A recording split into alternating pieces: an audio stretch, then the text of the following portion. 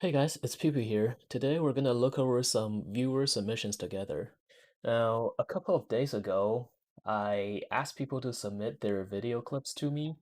What I said was a lot of people ask me questions about how to win against certain matchups in corrupted dungeons, and sometimes I would tell them how to build and how to play, but they still seem to be having trouble, and it's difficult for me to tell them what they're doing wrong because I'm not watching them play, and I don't know how they're losing. So the idea is if you're losing consistently against certain builds and you have no idea what you could change, record your gameplay and send it to me via Discord. I will review your gameplay and tell you exactly what you did wrong, what you could change, and whether if it's a build issue or if it's an execution issue, etc. Now, it's only been a couple of days since I made this post, but I've already got a few submissions. So today we're gonna look over these first few submissions. Now, because it's viewer submissions, it's gonna be a little bit hard to control, to have like a quality check for the video quality. Um, so some of these videos are a little bit blurry, but I guess as long as you can tell what's going on in there, it's good enough for educational purposes, right? Okay, so let's get started with the first one. This guy is a Avalonian Spear player. He's using my build only with a Scholar Sandal instead of the Gathering Boots. And right here, you just saw the person he invaded broke a crystal, so he probably thought he was a rat, and he changed to cripple to catch a rat. Now, first thing that went wrong is right here, he gets hit by the fireball, right? And then he didn't reset the fight. He's only got like maybe like 2/3 of his health left. So I would have just reset the fight right there. So you still have cripple on. Against regular bows, it really helps if you have that deflecting spin on, right? So that's the first thing I would have done differently is disengage. I would have disengaged when I got hit by that meatball. Actually, I would have disengaged even if I didn't get hit, just because it's a regular bow. It's not actually a rat. It's not going anywhere, right? So I would have changed it back to deflecting spin to actually fight the regular bow. And then here's the second bit that went wrong here. You did a lot of damage to him, but then when he flash shots away from you right here, your skills were on cooldown, but your ambush is still up. So right here, you could have gone into stealth, waited for your cooldowns to come back, and then just finish him off with your E. And here's the second submission here is a Druidic staff player who just got one-shotted by a one-shot one-hand dagger build. So So fighting against one-shot daggers as a druidic staff is tricky, and it often comes down to like a war of attrition and a battle of patience. Now, I'm not a huge nature player myself because that patience part usually kills me. Um, but I do know someone who is a great nature player, and that's Dream Thief. So we're gonna take a look at one of Dream Thief's clips, and he's gonna show you how to play against the one-hand dagger. Big shout out here to Dream Thief, by the way. Dream Thief is a pretty popular LBN Online streamer who predominantly plays with the Druidic staff, and he has a YouTube channel as well. This is from his YouTube channel, by the way. But his YouTube channel only has 200 something subscribers right now, so that's something we can fix here. I think a lot of you guys are probably already following Dream Thief on Twitch, and if you are already following him on Twitch, but you don't know that he has a YouTube, well, he does, and there's a link down below in the descriptions. Make sure you head over there and give him a sub. So, I'm gonna highlight a few spots in this fight. This whole fight, by the way, lasted probably like 30 minutes or so. This is Stream Thief fighting against Goof. They're both like the highest ranked players with their respective builds, basically. Like I said earlier, when you're playing against a one-hand dagger and you're a nature player, a lot of the times these fights will come down to a battle of patience. The one-hand dagger has a lot more mobility than the druidic, so when you're doing your skills right, you're using your defensive right, the one-hand dagger will reset the fight over and over again until you don't have a cooldown up, and they'll try to come back on you when you don't have a cooldown up, right? So you gotta juggle your cooldowns correctly and just make sure that you're not overzealous when you're chasing. Okay, now here's how you actually play against the one-shot dagger as a druid. So right off the bat, you saw him changing his passive on his boots from damage reduction to CC reduction, right? Um, Now, he's probably doing this because he doesn't have the food on him that gives him CC reduction. And if you want to prepare for it ahead of time, you can go to the market and buy yourself a tier 7 fish called a Frostpeak Deadeye. This fish will give you 30%, I think 30 something percent CC reduction. It's a huge CC reduction, and it will give you enough CC resistance that in between the Shadow Edge and the Royal Helmet stuns, there's gonna be like a little gap where you can pop a defensive skill, right? So that's the first thing that could help you is running that fish. Now, even without a fish, there is something you can do still, and that is looking for that Shadow Edge engage. The dagger players, the one burst dagger players, they will usually turn on their hunter jacket first, and then they hit you with a shadow edge, and then they do the rest of their burst, right? So when you see that hunter jacket buff pop up on the dagger player's buff bar, you know he's about to shadow edge you, and you look for that shadow edge animation, and while that shadow edge dagger is flying at you, so during that projectile delay, you hit one of your defensives, and in this case, Dream Thief put his E on himself while the dagger was flying at him, so during the middle of the burst, he got a big heal from his E, and that's how he managed to survive this little round. Besides your E, you also have your jacket and your helmet skill. Your helmet skill, the Hunter Hood, does a lot of reflected damage, and you can see in this little engage here, the Hunter Hood was used, and Goof actually took a lot of reflected damage from that Hunter Hood. And the other thing to keep in mind here is your mercenary jacket heals off of reflected damage, and your thorn skill has reflected damage on it, right? So as long as you keep thorns on yourself, you can use your mercenary jacket in the same way as the other two. So basically, you look for that shadow edge animation, and while it's flying at you, if you have thorns on yourself, you can turn on mercenary jacket, and every time he hits you, because the thorns will reflect damage back at them, that's gonna proc your mercenary jacket and it's gonna heal you, right? So that will also help you survive the burst. Now, as the nature player, it's gonna be really hard for you to actually push through with a kill. If you do your defensives correctly, it should be damn near impossible for the dagger player to just one burst you, right? As long as you keep up with that good reaction time, you should be able to defend yourself every time. Now, when it comes to actually killing the dagger player, though, that's gonna take a lot of patience and a lot of effort. And like I said, this fight probably took them 30 minutes to complete, and eventually Goof died because he was low HP, and while he was trying to reset the fight, he ran into a fire trap, right? So unlucky, died to fire trap. Now, not every dagger player is as good as Goof, though. Some of them will probably reset the fight a few times and just give up and go break a crystal, and if that happens, then still it's your victory, right? Um, but a lot of them will actually try to like they might try too hard to bait out your cooldowns, and they might end up taking a lot of damage because of it. And when that happens, you can use your boot skill to, well, actually in this video, I think Dream Thief is using Wanderlust, but you were using courier boots, right? So that's even better because courier boots, you can just stand on their demon cave, or you can just turn it on and walk into some traps, and you'll get that big burst movement speed, and that could help you chase down the kill if the other guy over aggresses. Okay, so let's move on to the next one. This one is one that I get a lot of questions about. It's Swords versus Blackhands, and in this case, it's a Claymore player versus Blackhand. And right off the bat, there's already a few things that went wrong, but let's keep watching, I guess. Okay, so he kills the mob, which also is wrong, by the way. But let's keep going. It's actually pretty close right here. He's stacking on a crystal. And that Blackhand player might actually kill himself here if he walks through the mob. He did. Oh, he goes into stealth.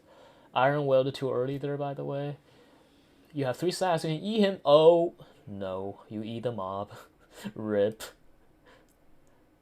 Okay, so that last bit is like we can tell what's wrong with that one. You hit the mob, but okay, let's rewind and watch it over again. Okay, so starting over, you use your Hunter Hood way too early here. Should have waited a little bit. You stack your Mage Roll on top of your Hunter Hood. You should have saved the Mage Roll for his second burst, and then you use your E while you have no stacks. After he purged your Q stacks, you should have held on to your E, right? And then here you kill these spotter mobs. The spotter mobs are actually really helpful against Blackhands because they can pull off their Hellion Shoes, and if they lose their Hellion Shoes, that's a whole 35% of their damage gone, right? So I understand you were stacking Q on those mobs, but you should have kept one of them alive and stayed in their circle to deny the Hellion Shoe. And then, of course, at the very end here, you didn't retarget, so you, I think, Q stacked on a mob and then forgot to retarget, so you eat a mob. And I'm pretty sure right here, if you eat him, you would have killed him. And I'm sure you know that too, but that's just an unfortunate little mistake that everybody makes sometimes. It just happens. But the other things that I said though, those you could have done differently. Right, so here's the first mistake. You use your Hunter Hood too early. The Hellion Shoe has like a 2 second delay before or between when they go into stealth and before they like actually jump to you for the Hellion Shoe buff.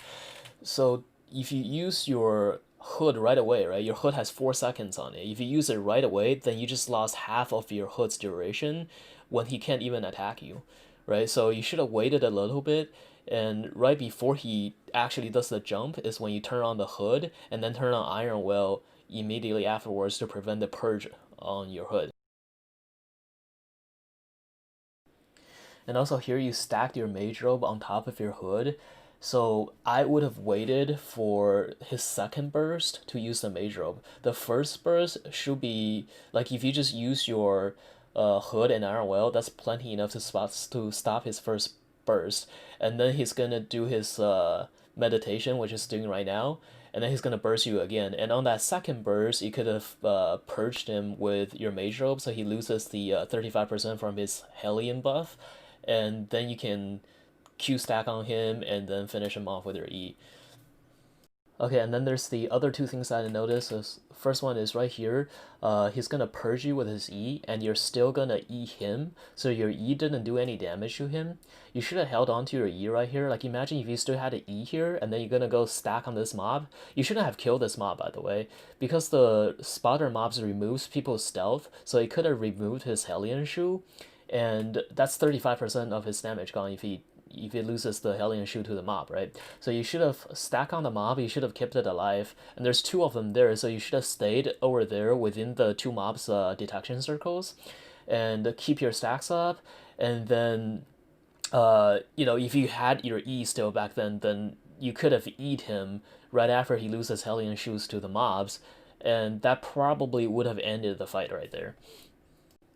Alright, so on to the next one. And now we are looking at a Blackhand player's perspective.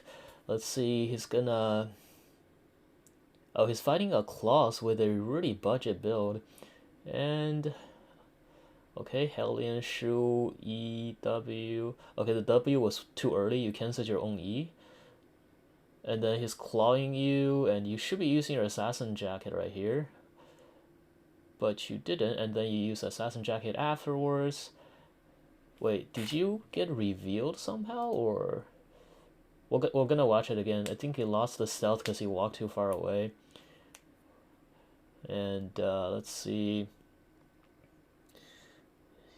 If you walk away here, you can still win. Oh, you got attacked by a dagger. That's bad. Oh no, you burned your W early. And then punch Q, and the Q missed. Okay.